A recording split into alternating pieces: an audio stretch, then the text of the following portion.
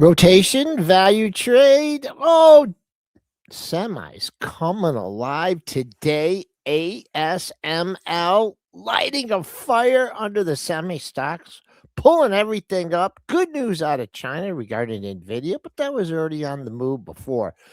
Tons of earnings to cover today. Ton of earnings to preview after the close. A special guest coming on at 8:35, Michael Piccolo, special events analyst over at Wedbush Securities.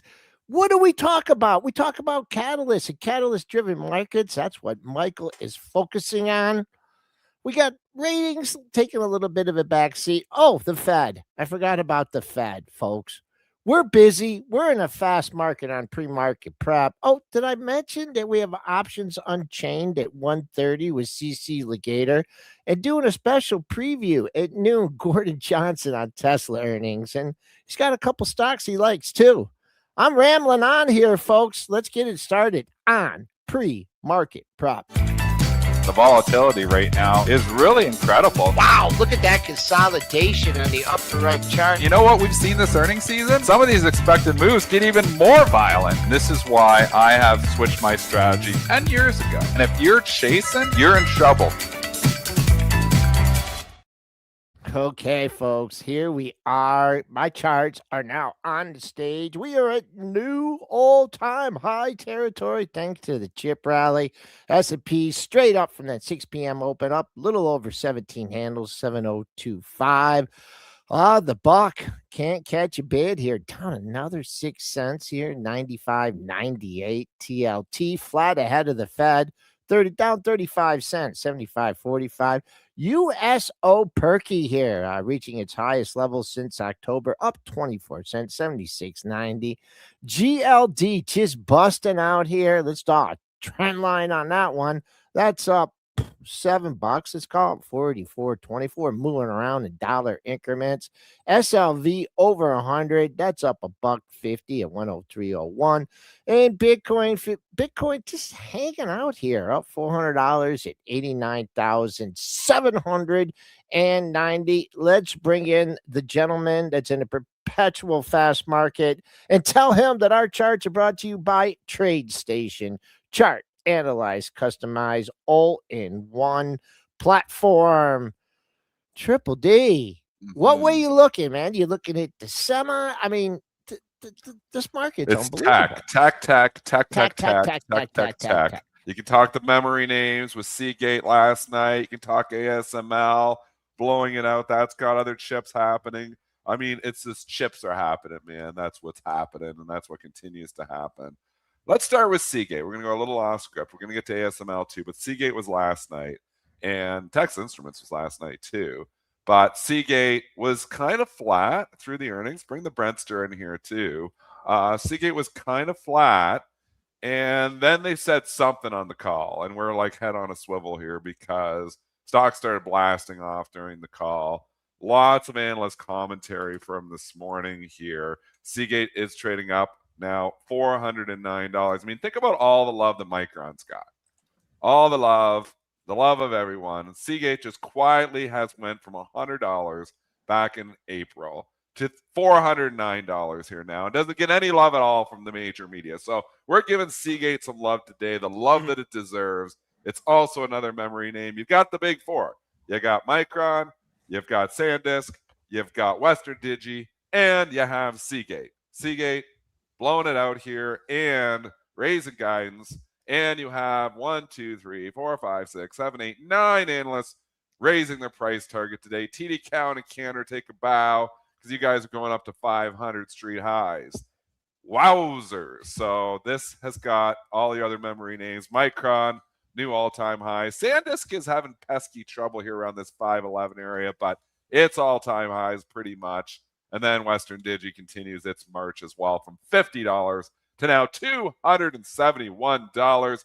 Memory is all that seems to matter. Don't forget SK Hynix. Poor little SK Hynix. Also a major player in the memory space and also had results. But to Seagate, company reporting 311 one of my favorite bands, beating 281 estimate. Sales also beating 2.83 billion versus a 2.73 billion estimate. Guidance was solid. Q3 earnings expected 320 to 360. Analysts down under $3, expecting sales 2.8 to 3 billion. Analysts down under 2.8 billion. Interesting on the price action, the move in the stock happened right as the conference call started. Yeah. So I wasn't able to track down what or if they said anything on the call. It looks like they said something favorable on the call, maybe mentioning some favorable capex, but I haven't been able to track that down just yet. It doesn't even matter. What matters Not really. is these tech stocks are just running and running and running and running and running. And if you're trying to call tops, which we have done unsuccessfully a few times here already, because it's fun to try to call tops, you're just getting run over. And I mean, Micron 426, the Kenny Glick theory. Shout out, Kenny. Woo! You get the 350 on the Micron, you get the 400. 400 gets you the 450. The 450 gets you the 500. Did I do it right, Kenny? But I mean, that's like, it works.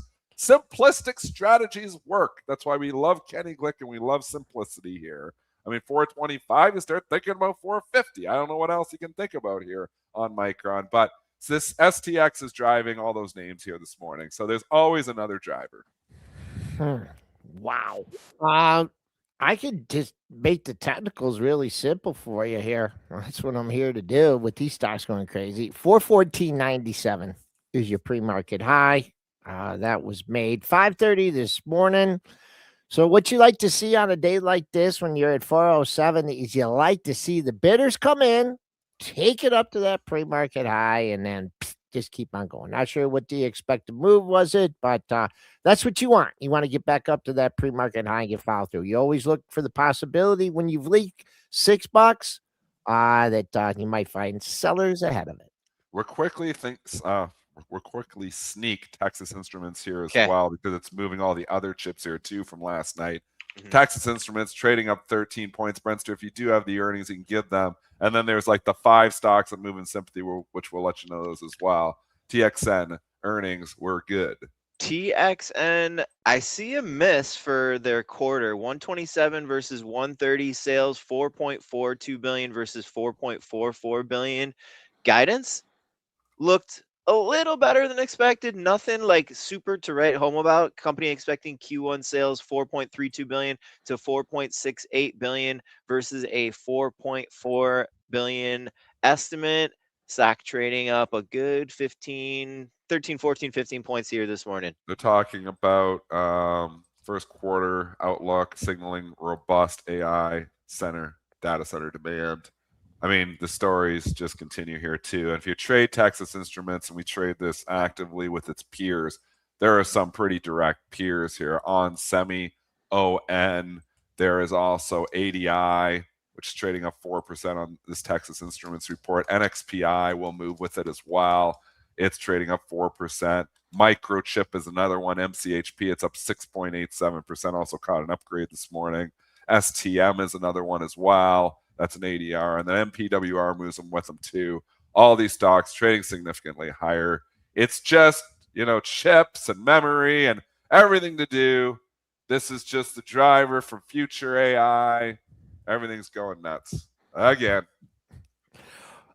This one I'll give you. I mean, if you want to buy, you can buy. I'm just going to give you a potential sell zone here, folks. This is where we're trading right now. We're trading at 210.50.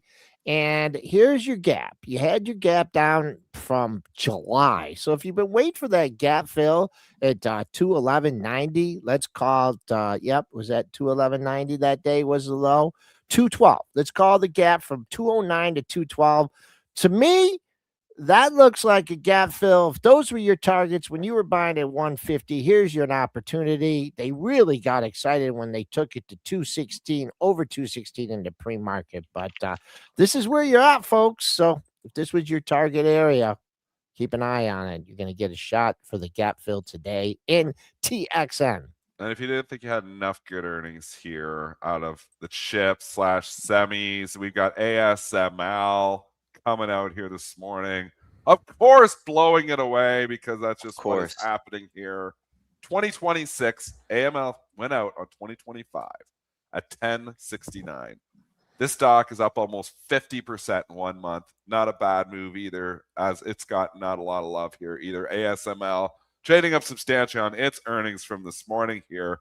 Brentster, do you have some color? I do have the results, but keep in mind that these results are in euros, so we don't really have clean comparisons. Q4 total net sales 9.7 billion euros.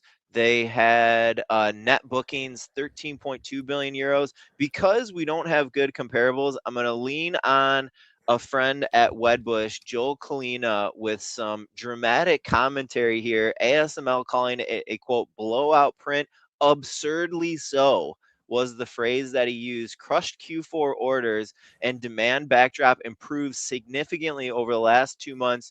China, 20% total sales.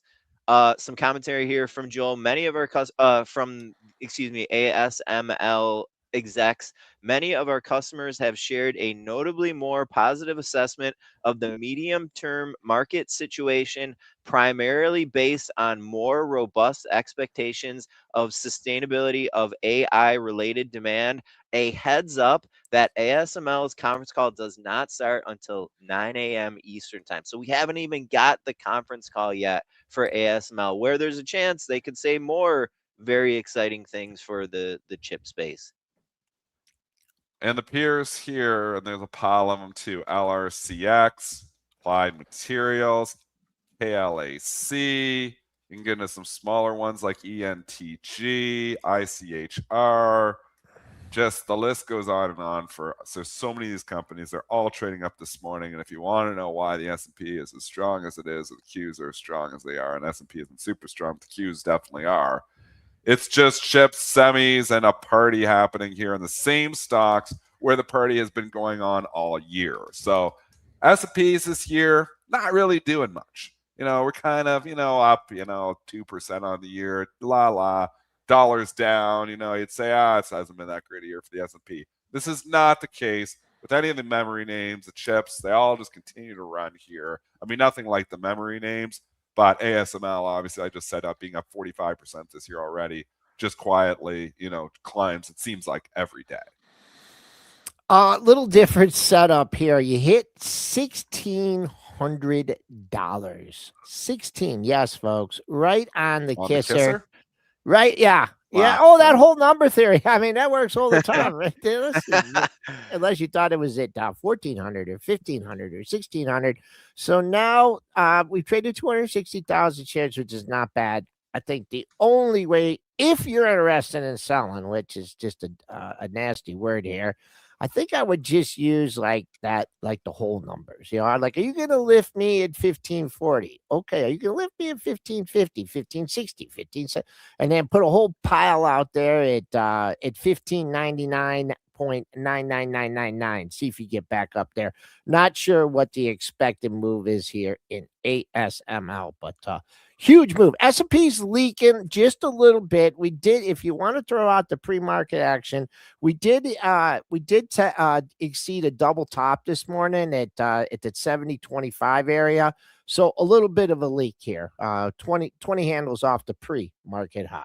When chips and tech are this strong, you are going to see rotation, and it's going to be out of value. So value had a pretty good couple of weeks, but the last few days, value is starting to fall apart here. I think as this tech rally strengthens, money seems to be tech versus value, tech versus value, tech versus value, and that continues to happen here too. I mean, Berkshire Hathaway had a terrible day yesterday. Again, the Warren Buffett hangover here not helping. Banks are down. Drugs are not bad, but the healthcare is just an absolute mess, which brings us to Elevance Health, because this moved down in UNH and CI yesterday. Not CI, well, CI was down too. UNH, CVS, Humana yesterday. This was like historic moves almost for these stocks, all being down 20%, 21%. CVS, I think, was down 15 at one time, bounced off those lows. Elevance Health, not to be outdone here, falls yesterday about 15%, but we're like, screw it, we're going to go down 20% too, because we want to be part of the party to the downside here. It reports earnings here this morning, Brentster. It's down 22 points here. Obviously disappointing the street as well. And I want to do my best impersonation of Joel right here. $300 right here, right now. $300 right here, right now. Yeah. 301, 301 penny. Elevance earnings, Q4 adjusted earnings, 333, beating the 310 estimate. Sales missed slightly by about $500 million. You say, wow, that's a big number, missed by 500 million, but they reported 49.3 billion in sales. The guidance looked a little shaky, and maybe that's why the stock is trading down here. Company expecting 2026 earnings at least 25.50. Analysts are closer to $27 there for Elevance, ticker ELV. Joel, I can even grab this support level here because it's huge. This one stands out like a sore thumb. Harlan Pine, if you're out there, you'd always say, look at that chart and what level jumps out to you right away. That's the one. I don't know where Harlan is. We got to find him. One of our first pre-market prep guests ever, and he was an awesome one. $300.81 was the low back on November the 10th. We're right there right now. This is the level, $300 psychological level that it needs to hold. I mean, the concerning thing is UNH really kind of closed at the lows and didn't bounce. CVS bounced slightly. Humana kind of closed at the lows and didn't bounce. Elevance going into the print kind of closed at the lows and didn't bounce. There wasn't a lot of dip. Like there may have been some dip buying happening here, but it was more selling than dip buying because the stocks continued to leak. I mean, the story here is tough. You know, obviously with the cap coming in, Medicare only being 0.1%, that's, you know, what put these stocks under pressure yesterday. And now, you know, the disappointing earnings from UNH and Elevance isn't getting anybody feeling warm and tingly for these stocks inside, especially when you see the chips just blasting off. It's like, why am I holding these crappy, supposed to be safe healthcare companies? And they're dropping 20% on me. And I'm watching my friend over here just blindly chasing Micron and making 20% a day. That's what the market process here, thought process of and participants are. And this sector is just an absolute mess. 300 though, but it's like there's no bounce right now. No, as Yeah, we true. speak. Yeah. You Good know, call. so but I'll give you a zone again, and this zone is right here. Gap Fill City again. This is going. If you've been waiting since August, and is this when Warren made his buy? Let me look at the UNH chart. We don't know the exact price that he bought, but we know. Yeah, it was this was announced Warren when Day. the stock was This- 285, so we don't know Yeah, where this he is bought. Warren Day here. I know it. I know it in my heart. This was Warren Day. Yeah. And now Elevance got the old sympathy play on the Warren Day. So you can like 300. You just pop $2 off that. So the 300 is defended. There's a gap going back from the Warren UNH buy, and that the top of that guy comes in at 266, 296.92. But right now, Bull's trying to defend 300. We were over 380 a week ago. Now you're $80 lower. Let's see if we get any dip buyers in here. A lot of people messaging me yesterday. You buying UNH? Are you buying the dip in UNH? Are you buying the dip? And I'm like, not yet. I got Brian Shannon. Shout out Brian. You know, sitting, you know, my voice in my head and saying, Denny, buy the strength after the dip. Don't buy the initial dip. So Brian, thank you for saving me money yesterday on UNH. So I did not come in at 300 or 290 or 280. I haven't come in here at all. So no sense being a hero in a sector that nobody wants. That's my opinion on UNH. Continuing the earnings party here. Look at Starbucks. We got to give some love to Starbucks here because here is the dog of all dogs in 2025. Stock just seemingly couldn't find its way. It's starting to come back and claw its way back, and $10 coffee is cool again. How much is a coffee at Starbucks? I'm joking, $10, but seriously, how much are they? At least $7. Is it $7? $7 coffee. Yeah. I never got a $5 coffee, so I've never owned Starbucks in my long-term portfolio. People are like, why have you never owned Starbucks? I was like, because I don't understand why anybody would pay $5 for a cup of coffee. Well, you know what? Now they pay $7. So I've been wrong for years and years and years in Starbucks. It'll still never enter my long-term portfolio because I still don't get it. But at the same, and I go there the odd time. My kid likes going there. I go there and you get like a Danish and it's $5. I'm like, well, I can go to Tim Hortons and get the same Danish for $1.50, and it basically tastes the same.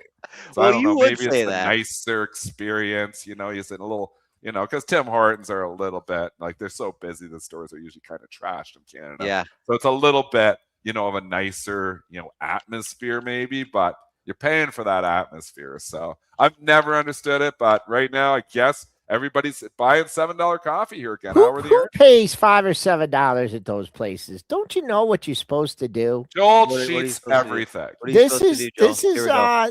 Cheat sheets. this is such an and I don't even know if it's Here we go. cheating because sometimes they do it. You ask for a double shot of it, if you're dragging, right? You ask for the double shot of espresso, which I don't even Okay. know. Back last time I did, it was like $1.25, Okay. $1.50 or whatever. You get two of It's like those, $10 now. and then you say, "Oh, could you put a little bit of coffee in there?"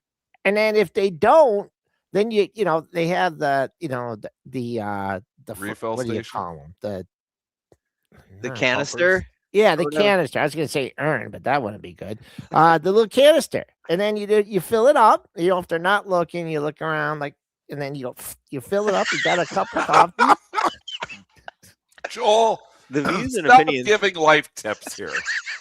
Stop it. Just stop it. With like the pizza guy, 30 minutes, and you're trying to put a blockade on the wall on the road so he can't get there in 30 minutes. And you're like, 31 minutes, free pizza. That's 31 gave him a minutes. I've big got you tip, right here on the Dennis. clock. We gave him You a do a lot big. of bad things in your younger days. It's not bad. It's just trying to be cost efficient here. Resourceful, I would say. Yes. You, So this Joel. is you guys have really thrown me some tough charts here this morning, right? Because they're Okay, well, straight well, up. give But me- this one this one. is just a layup.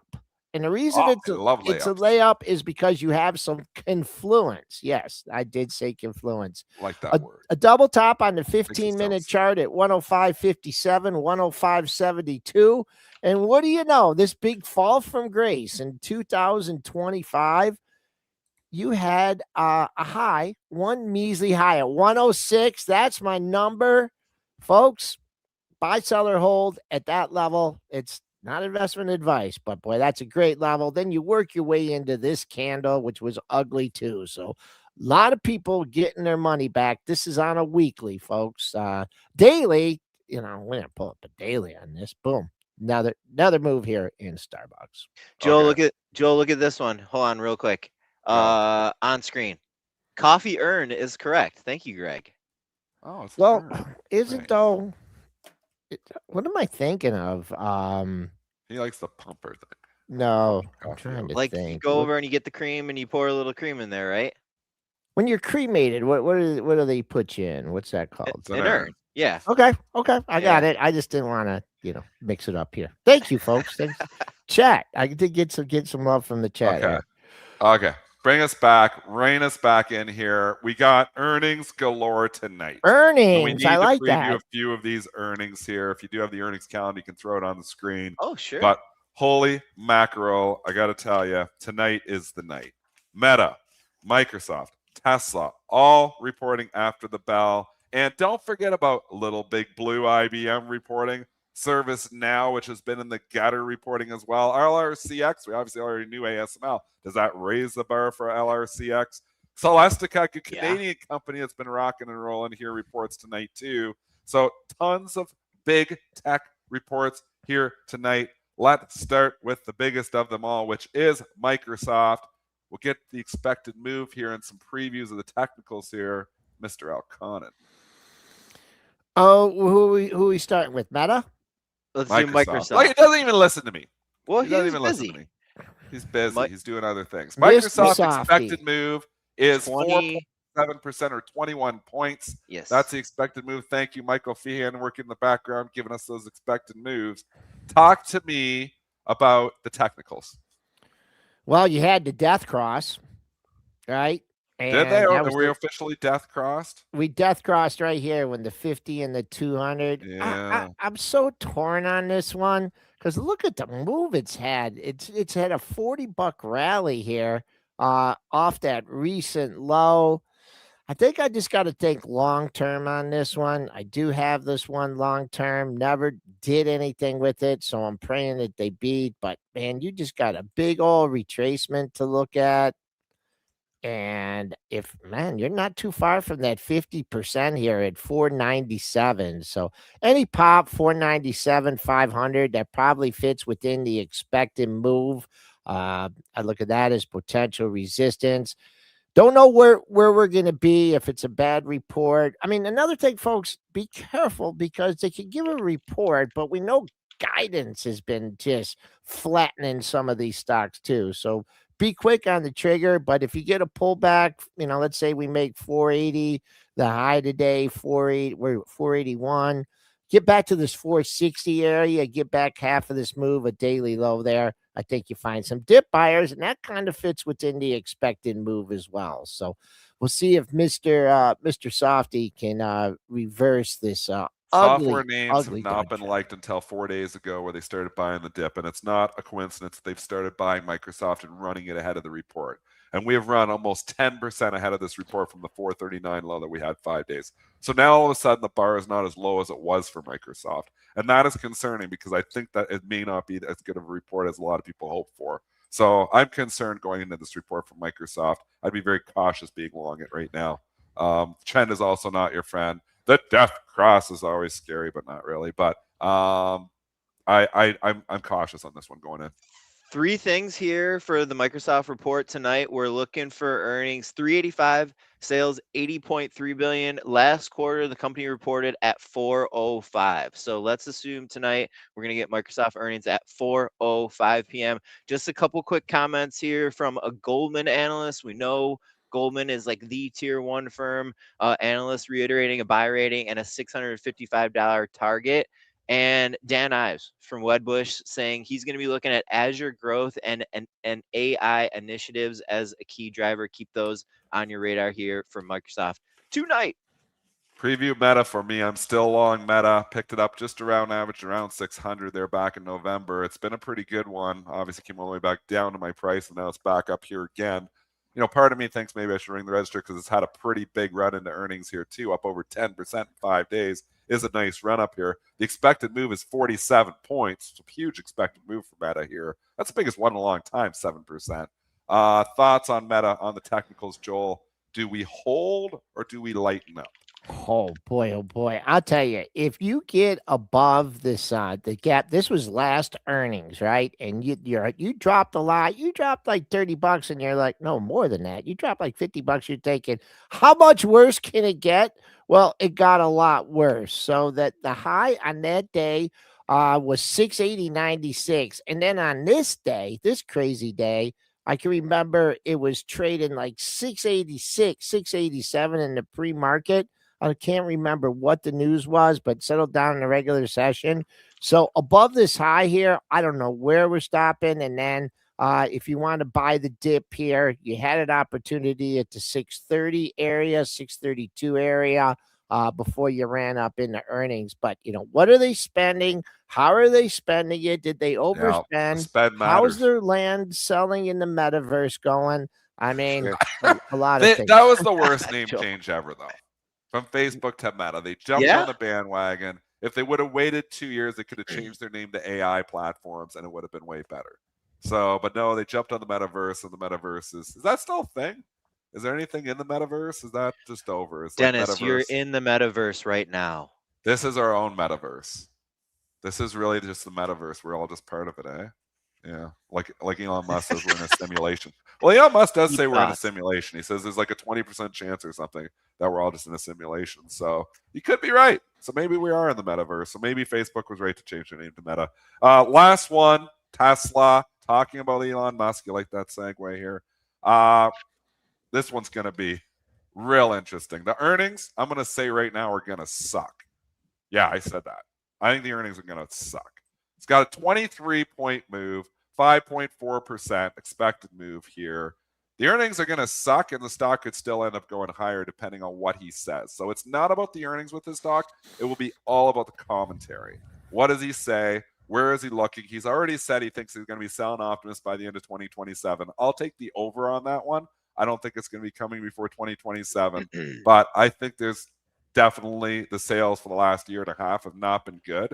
This auto company, which is trying to reinvent itself, obviously, to a humanoid company here, the legacy business is not doing well, and it's the whole business right now. So they need to say some really cool stuff about robotaxi, full self-drive, and they definitely need to say some really cool things about Optimus, or the stock's going to go down. I'm just going to go with the expected moves on this one. for potent. What did you say? It was around what, 22, $23? I thought I marked down. 23. Yeah, I 23 thought points. I marked down. I mean, I'd just go with that and use the parameters from the close. Let's say close 431. So use those levels. I mean, you do have the buy the dip mentality in this stock. So I agree with you. Earnings are not going to be good, but who knows what he's going to say and what's going to happen on the conference call here for Tesla. So a lot going on here after the close. Just wanted to bring Bitcoin in here for a second. Hold on a sec, Joe. We gotta get excited about Gordon Johnson coming on the Pre-Market Prep channel. Joel, I tried to remind you like 4 times. What time's Gordo coming on? Gordon Johnson coming on the Pre-Market Prep YouTube channel at noon to give us a special little preview, interview, Gordo. Special interview, special presentation, a little preview for the Tesla earnings. And Joel, you said he had a few other stocks that he wanted to talk about, There's right? a couple stocks that he likes. Really? Yes. The bear of all. Gordon, he's got some stocks he likes. I'm tuning in. So this will be live on the Pre-Market Prep channel. Yes. You guys are asking for more free content. We're bringing you guys more free content. So Joel will be live noon with Gordon Johnson and previewing some other stocks as well. So make sure you join us there. Now a word from our sponsor. Thank you, Dennis. Hive Digital Technologies, our wonderful sponsor here of Pre-Market Prep. Going on, do the math, I don't know, good 5 months or so. Hive has been a great sponsor for Pre-Market Prep. We hope that Hive has enjoyed some of the exposure we've been able to give them. This show is brought to you by Hive Digital Technologies, a global leader in green-powered data centers for Bitcoin mining, high-performance computing, and AI. Operating with nearly 0.5 gigawatt of renewable energy, Hive is one of the fastest growing Bitcoin miners and on track to grow even more. This year, there is a QR code in the bottom right corner of your screen right now. If you scan that on your phone, it'll take you over to hivedigitaltechnologies.com. There's also a link in the description of this YouTube video. You can click that link and you can get over to their nice website, learn a little bit more about what Hive is doing. Thanks again to Hive Digital Technologies. Okay, Bitcoin, the level of all levels, holds once again, trying to go higher here. I mean, if the market starts to break out here, you got to think eventually maybe crypto goes with it too. I'm so torn. Like 3 days ago, a week ago, I was like, it's level of all levels. Support until it's broken. Like, it's been down here too long. It's going to break down. But then I'm like, well, maybe it pulls a Lululemon that sits down there for 6 months and then eventually breaks out anyways. But regardless here, support for Bitcoin, Ethereum, same chart here again. Joel, I have no idea. We're just going to stay at this level forever. Consolidation station. Just wait and wait for a catalyst. And you know what? Let's talk about catalysts here, and let's talk about special situations here. We got a new guest coming on from Wedbush Securities. He just started a new division over there, introducing special situations research covered. Brentster, roll that intro.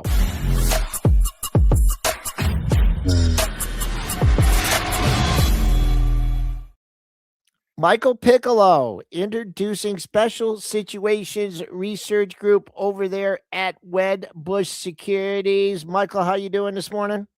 Doing great, guys. Thank you for having me on the show. We appreciate the time. All right, so we had our chat yesterday, but I did not ask you the most important question of all. What do we got?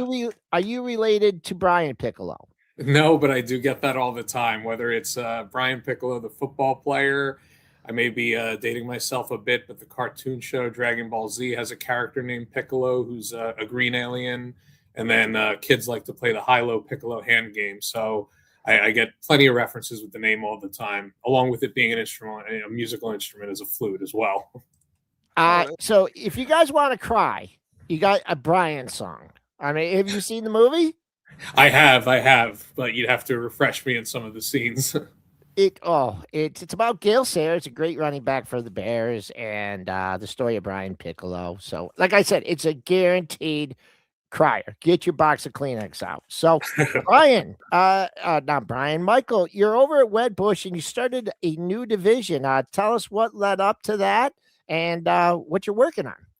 Yeah, great. I'd be happy to. So about a little bit over a year ago, I joined Wedbush actually in the sales and trading department, with the goal of covering event-driven hedge funds, because with market at all-time highs, we had a firm view that you were going to see a return to some market neutral or uncorrelated strategies, hedge funds that hedge their positions, hence the term hedge fund, by shorting, for example, a merger acquisition, the acquirer's stock, and longing the target.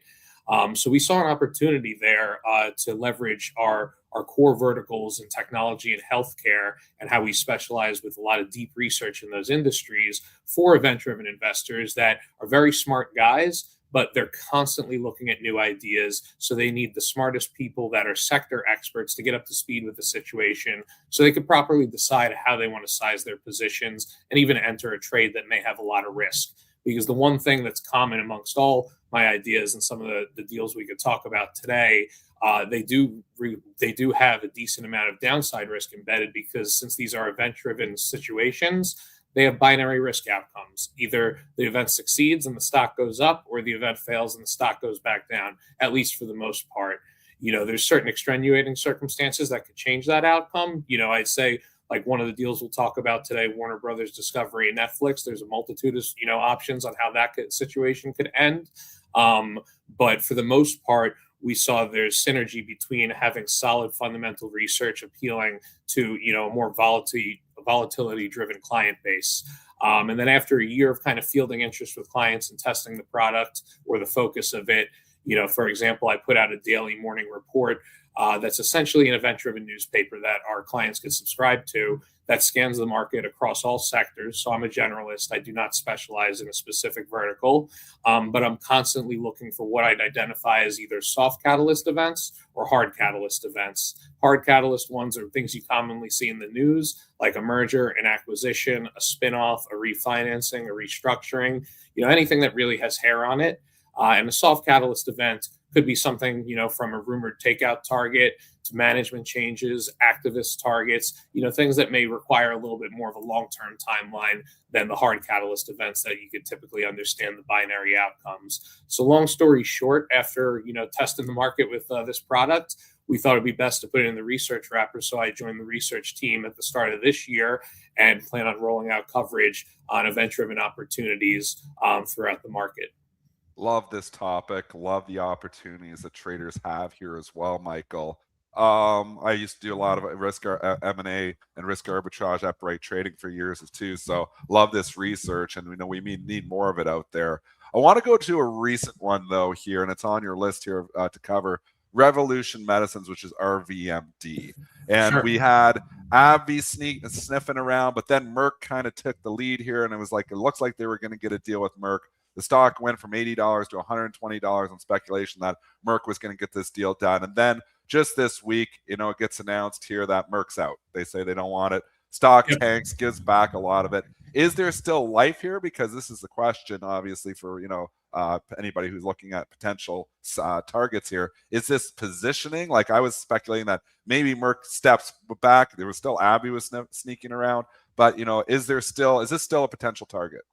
Yeah. Great question. And we actually hosted a conference call with our senior biotech analyst, Robert Driscoll, who covers the name. He currently has an outperform rating and $147 price target, which he raised from $80 after the news speculation. And what I would say about this, without getting into the weeds on the science, is I definitely think there's still smoke. The question is there fire? Which, if you know the answer to that, you can make some money. In terms of my discussions with Robert, while AbbVie denied discussions and Merck reportedly dropped out due to price, at least that's what was reported, there's a number of other potential large pharmaceutical companies that could benefit from acquiring this company, given the stage of their assets and the pipeline that they have. They have expected data readouts this year. So I think right now what you're seeing, if you're looking at the chart, you actually, if you are an event-driven investor trying to make a play on this as a potential takeout target, I like the levels it's at now much more than, chasing it in the hundreds plus, when there was more robust news speculation. And that's not because of what I think the price will be taken out at, but because of downside risk. I'd say a very important part of my analysis when I look at situations and put ratings on companies is understanding the relative risk reward ratio and what downside risk looks like compared to the upside. So in this case, when Robert had an $80 price target on Revolution Medicine, that was essentially as a standalone company, and he believes the company could be commercial, without an acquirer. For him to raise it to 147 on the news, after discussions with him, we definitely think there's credibility to it and don't want to miss out on potential upside should that deal premium actually come to fruition. But if there is no deal, and you will probably get initial sellers that will push the stock below his $80 estimate of standalone value. But if the stock's at, correct me if I'm wrong, I see on your chart 87 and change, and I'm looking at $7 of downside versus almost $50 of upside, I like the risk reward of that. It's just a matter of appropriately sizing the position. Since it's speculative, I would not be putting on a full position. But as we get more news that comes out, we get other talks from other acquirers. They presented at the JP Morgan conference, so I'm sure they were networking around there. I definitely think it's an interesting situation to stay in front of and would be nibbling at shares here. But again, would definitely weight the position in your portfolio as more of your risk sleeve, for lack of a better term. One more in the biotech sector here, PTGX, which is Protagonist Therapeutics here. What's going on with this one? So this one, back in I think it was October, news outlets reported that Johnson & Johnson was in potential deal talks with Protagenics, which is what caused the stock run up. If I were speculating as well, I would think that the market kind of, if you looked at how the stock traded before the news officially broke, it was steadily increasing up. Now, granted, there was a fundamental story to it as well. They were reporting data. But when I spoke with our other senior biotech analyst, Yun Zhong, we don't find these reported discussions to be surprising because these companies already have an existing collaboration on a drug. And after there's potential FDA and EMA approvals this year and ongoing phase 3 programs for other indications, this target market could be over $5 billion based on Johnson & Johnson's own estimate. Now, I'm encouraged to see that the stock's held in relatively well, despite lack of news flow since the fall, which makes me think that, discussions may still be underway. Perhaps they're waiting for a data readout to de-risk the asset more before putting a hefty premium on this. Because according to Yoon's research, his $86 price target we have right now, which is, a little amount of upside relative to where the stock is, does not fully incorporate a takeout premium. And in biotech land, we've seen premiums in over the past year range from 30 to 50% to even 80 to over 100% for smaller companies. So this one I do like as well. But if you were to point a gun to my head to pick one of the two that we just talked about, again, I bring it back to risk reward. There's more downside risk to Protagenics than there is to Revolution, in my opinion, relative to the upside. So if I were to be a speculative purchaser of an acquisition target today, I'd probably nibble at Revolution more than Protagenics. But on any pullback, I think Protagenics could be attractive if it trades back to its unaffected price, which I think was in the 60s range, if I remember correctly. We're on the line with Michael Piccolo, introducing special situations research coverage over at Wedbush Securities. Now, with every deal, a lot of deals, there's regulatory scrutiny. And boy, oh boy, we got a couple ones going on right now. First, let's talk about one that's getting absolutely no attention from the street. That's Shutterstock and Getty Images. Talk about the regulatory hurdles and whether or not they'll be cleared. Yeah, so we've previously written about that transaction and hosted conference calls. This one, I'd be honest, I have less of an opinion on. I just think that this is a one to note as a precedent for further regulatory reviews for companies regarding the use of AI. Because without, speaking on dynamics of the individual stock itself and just speaking about the deal structure and the implications and the rationale of it, you're essentially combining two of the largest players in stock photo imagery or content, copywritten content. And right now, the UK CMA has it in a phase 2 review. So I think this is an important deal to pay attention to for further implications for M&A in the AI sector, because we do believe as a firm we're in the midst of an AI revolution and that there's going to be continued M&A. One of the subsectors we'd point to that I could chat about after too is cybersecurity. We've seen that heating up with Palo Alto's acquisition of CyberArk, and we have a few takeout targets we like there. But really what I'm trying to say here is the regulators need to understand, are they defining the market just on, human generated copywritten content or AI generated? Both Getty Images and Shutterstock stocks have been down significantly, over the past couple months and even years. And that's because people think AI is going to cannibalize their business model. Again, not speaking of the specific companies themselves, but just the theme behind it. AI, I use this analogy with clients. Generative AI for content is like baking a cookie. The better ingredients that you put into the cookie, the better cookie that you have. So if you're using Google scraped photos that are not meta tagged, do not have high pixel content, and have features that the human eye can't detect but a computer can, that is very different than using a megapixelated hyper tagged photo that's been in a copywritten content database for decades. So again, I equate that to putting in store-bought chocolate chips versus Nestle Toll House in your cookie. So if you like better cookies, you're going to want better ingredients. And I think this is an important deal to pay attention to for industry implications, again, without taking a view on either company. All right, so let's move over. You mentioned the cybersecurity. We've had the CyberArk and the Palo Alto. That was a deal that kind of, surprised me, but someone else out there kicking some tires on some other stocks in cybersecurity. We know it's a very important sector. Yeah. So I mean, this is I think an enormous tailwind for technology altogether. Because what I think is very important about Palo Alto's acquisition of CyberArk is that it advances Palo Alto's platformization strategy. And what I mean by that is that they're consolidating cyber vendors so the company could become the one-stop shop for large enterprises that are looking to, defend their digital and assets and databases. When you look at deals, typically, at least from a financial analyst perspective, you care about the strategic rationale, you care about the financial synergies, whether they be cost synergies or revenue synergies.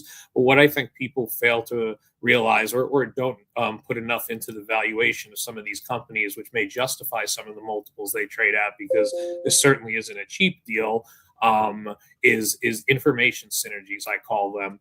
And what I mean by that is just the ability of high technology companies to bring softwares in-house where they're going to have better communication with each other, since they're not going to be, having restrictions, since they're different corporate entities. So by CyberArk coming underneath Palo Alto's umbrella, I think you're going to get more than just expanding the product portfolio to what CyberArk offers, but you're also going to get potential new innovation and different products that are going to come from these engineering teams working together. And that's something that you can't really quantify, and I think is what justifies some of the valuations these stocks trade at. But that said, this deal I really like a lot. Frankly, it should be closing any day right now. It was expected to close in the second half of Palo's fiscal year. The spread is extremely tight. I know, I think, Dennis, you said you used to work in merger arb, so talking some merger arb language, it's got a gross spread of about $3.75, but on such a high price stock, it's only 75 bips. So you could buy CyberArk to create Palo at a slight discount because the deal consideration is $45 in cash plus 2.005 shares of Palo. But what I really like about this trade right now is longing the acquirer. Palo Alto, when the deal was first announced, sold off about 20-25% initial reaction. But from that low of, I think it was 168 a share, it traded up to almost 225, which is our price target by our technology team led by analyst Dan Ives. And that's a 33% gain in a matter of a couple months. Now, granted, the market sold off a bit now. Software's been under pressure. The stock's now down 18% from deal price at, I think 183 or so. But I think this is a very attractive entry point, and I definitely think the street could have upside to their estimates as these synergies are realized, which may take a year or two. But I would say, in my personal opinion, to our price target at 225, I think that could be conservative when we start to see the numbers roll through and the companies innovate on terms of their technology offering and ability to cross-sell to other customers. Michael, let's just go just finish up with a couple of your other cybersecurity targets potentially here. You've got VRNS, QLYS, and TENB on your list here. Give us the stories behind a couple of these. Yeah, so I think these are more in the legacy boat of cybersecurity. If we were to kind of segment the whole industry, and hence why they trade at slightly depressed valuation multiples relative to at least, bigger peers like CrowdStrike, Zscaler, Fortinet, and Palo Alto itself. But we think these companies are components, similar to how I was thinking about how CyberArk is becoming a component of Palo Alto's platformization strategy.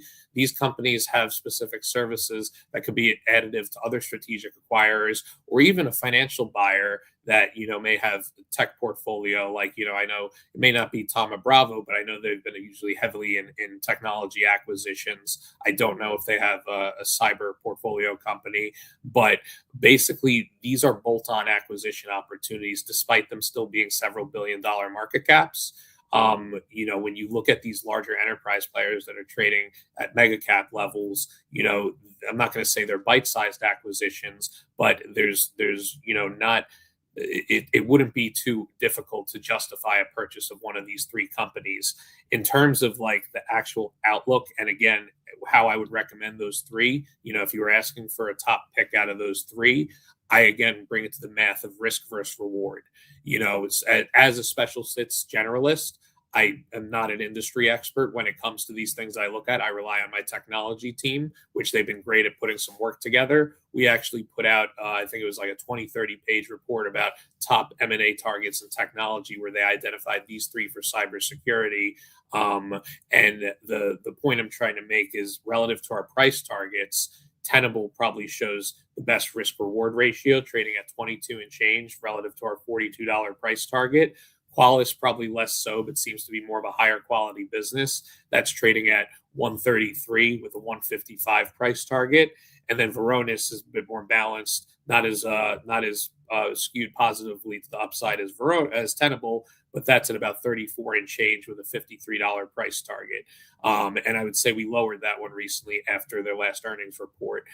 So at the end of the day, I would say these are probably some of the less exciting cybersecurity companies compared to the mega caps, but still important components of the ecosystem that we think have strategic value to potential acquirers.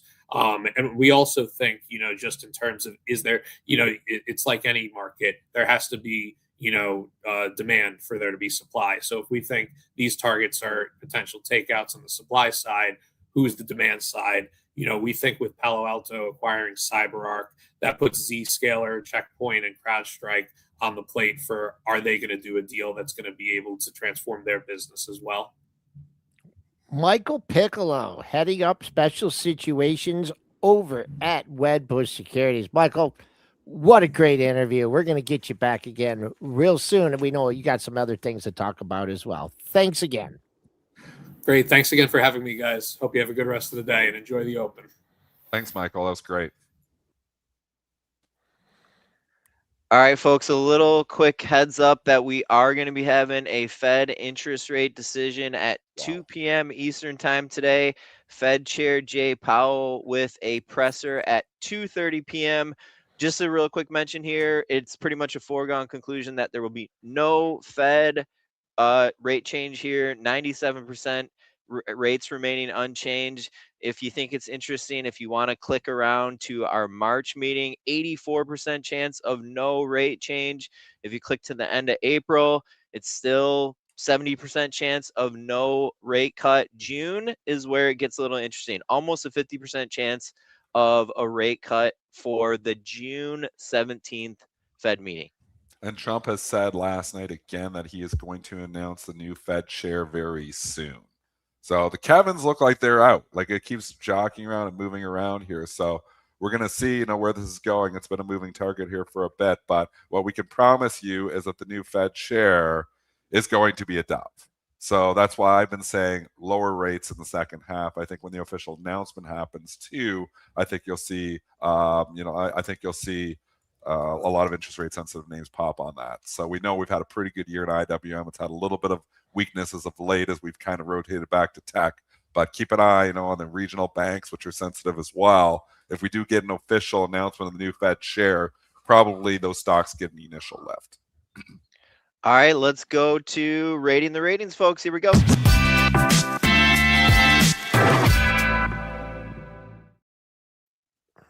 Rating the Ratings is brought to you by The Fly, your source for over 1,000 breaking news articles daily, delivered in real time with custom filters and alerts. Discover their new The Fly Pro platform with AI-powered company analysis with unique KPI charts for deeper insights. There's a QR code on screen right now in the bottom right. You can scan that and get over to thefly.com. Learn more about the Pro platform. I'll probably be sharing. Maybe we'll get a little look here inside the Fly as we're going through some of our ratings here. Triple D, a couple highlights from ratings land today. I mean, we can start with biotechs here. Coro Bio, KRRO, getting 2 upgrades here this morning. Cantor Fitzgerald upgrading it to overweight, and also Oppenheimer upgrading it to overweight, or to outperform. They call it the same thing. $22 price target at Oppenheimer. And then if I'm going into the Cantor note here, they are giving it a $21 price target. Just a little color from the Cantor note too. We're upgrading to overweight based on Coro's preclinical data, clinical development strategy, and market opportunity for new lead program KRRO 121 addressing urea cycle disorders and hepatic and encephalopathy. These are such big words, both of which can be addressed by reducing. This is just, that's all jargon to me. Bottom line, I'm just going to skip all that, is 21. We get 2 analysts upgrading it here today. The stock got the beats back in November. I think that was on some trial data. Went from 30 to 8. So these analysts are coming in and buying the dip. So it's a stock that's been in the gutter. Joel, I want to do your technicals here. Technicals? You want me to do technicals? Yeah, they got a huge gap to fill. Yeah, but it's like low-hanging fruit here. Gap. I mean, holy mackerel. I think you need to do your homework and figure out what the hell happened on this day and if they're doing anything to rectify the situation. I mean, well, I told you, trials. No idea. You do the technicals on this one. I said it. You didn't listen to me again. So KRRO was back, did not reach. So KRRO 110 did not reach projected levels of functional protein following a single administration there. They halted the stock, pre-announced earnings, announced a 34% reduction in the workforce. It was a disaster day on November 12th for this stock. Now, that's actually, you'll see it on the 13th because it was announced on the night of the 12th. So that's your news from back then. Analysts are saying it's going to come in and start trying to fill this gap. What do you say? I'm going to go with these guys. They spend all their days doing this and stuff. I'm not, I like to buy. I wish they would have been telling me this, like it's $5 and $6, and now it's doubled. But, who knows who's else going to hop on this bandwagon. So it's in the middle of no man's land here. I'll rate this ratings as okay. You know more than me. Old calls. Okay, you know more than me. I like true. That. I'm sure. That's an official rating from Joel Elconin there. Johnson & Johnson, Morgan Stanley chasing here this morning. J&J has been on fire. And this is your classic chase rating here where they're like, can't take it anymore. Just got to upgrade the stock. Analyst Terrence Flynn goes from equal weight to overweight, taking the price target from 200 to 262. Johnson & Johnson outperformed last year 43% on increased confidence in forward growth outlook and rotational dynamics following biopharma MFN agreements, which removed uncertainty that had been an overhang across the sector. They say nothing about the asbestos. I guess we've just forgotten about that. Yeah, I was going to ask you about that. They started handling them all separately, and they're trying to do it in different ways, and the market just is done with it. We're done worrying about it. We're in the FOMO market that we don't worry about lawsuits and billions of dollars there, but I'll tell you, that's still a worry for me. I've stayed away from this for a while, but stock just keeps going higher. Yeah, this is a thick one. I'm not buying this thing up a stick. See what happens on the open. I think if there's enough stock out here to open this thing, well, there's a lot of stock at 225.50, accumulating from the close of 224.44. So you probably had some sellers at 24.5 yesterday. You probably have some at 25.5, 25 and 25.5. So there's a look at Johnson & Johnson. 1 minute left. And I just have to say, man, you guys this was a permanent fast market, and the fast market is going to continue on the pre-market prep channel today. Gordon Johnson coming up at noon.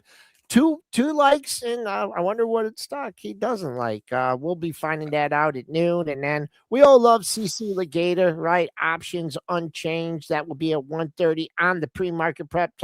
Tell your friends, tell your relatives, tell anybody you know that wants to learn about the market to tune into the pre-market prep YouTube channel today.